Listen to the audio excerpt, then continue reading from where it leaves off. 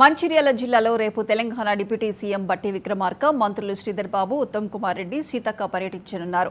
అంబేద్కర్ జయంతి సందర్భంగా ఐబీ చౌరస్తాలో ఏర్పాటు చేసిన కొత్త అంబేద్కర్ విగ్రహాన్ని ఆవిష్కరిస్తారని ఎమ్మెల్యే ప్రేమ్ సాగర్ తెలిపారు. ఆ తర్వాత జిల్లాలో పర్యటిస్తూ కరకట్టు నిర్మాణానికి శంకుస్థాపన సహా పలు అభివృద్ధి పనులకు శ్రీకారం చుడతారని చెప్పారు ప్రేమ్ సాగర్.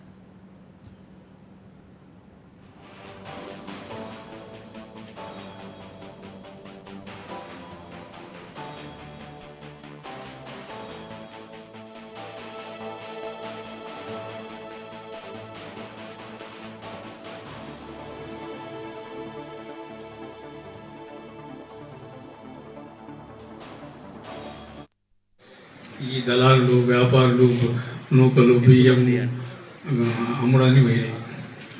టీఆర్ఎస్ ప్రభుత్వం 10 ఏళ్ళు అదే జరిగింది.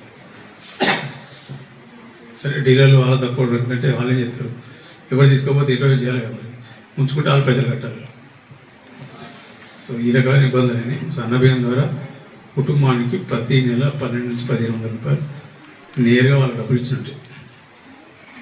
దాంతోపాటు కరెంట్ 200 యూనిట్లు మీకు ఇలా నేరుగా 200 యూనిట్ దాటితే 1000 రూపాయలు, ఆల్మోస్ట్ 900 నుంచి 1000 రూపాయలు సేవ్ అవుతాయి. అంటే అదొక 1500-1200, ఇది ఒక 1000, 2200 ప్రతి నెల ప్రతి కుటుంబానికి వస్తుంది. ఇది కాకుండా మహిళల బస్సు, సరే కొందరు ఒప్పుకుంటారు, కొందరు ఒప్పుకోరు కావచ్చు. కానీ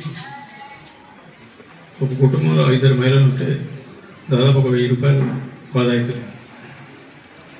అంటే ఆటోలో వేసుకుంటే ఇంకా ఎక్కువ అవుతాయి, బస్సులో చెప్తూనే అవుతుంది. ఇట్లా నేరుగా ప్రతి కుటుంబానికి ఈ రకంగా వస్తుంది.